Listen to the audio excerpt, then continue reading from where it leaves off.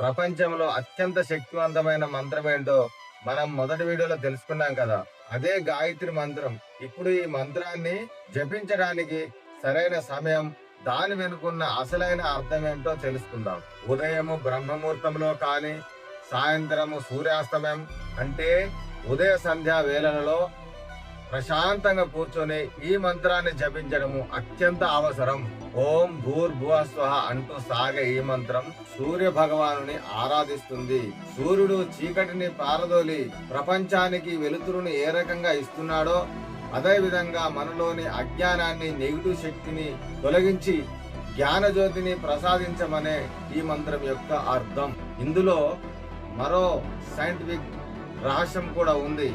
ఈ మంత్రాన్ని స్పష్టంగా ఏకాగ్రతతో ఉచ్చరించినప్పుడు పుట్టే శబ్ద తరంగాలు నేరుగా మన మెదడును ఉత్తేజపరుస్తాయని ఆధునిక సైన్స్ కూడా చెబుతుంది. ఈ మంత్రం యొక్క అద్భుతమైన శక్తిని మీ బంధుమిత్రులకు షేర్ చేయండి. వారిలో కూడా పాజిటివ్ ఎనర్జీని నింపండి. ఇలాంటి అద్భుతమైన విషయాలు తెలుసుకోవడానికి రాజ్బాబు ధర్మయాత్ర ఛానల్ను సబ్స్క్రైబ్ చేయండి. జై హింద్.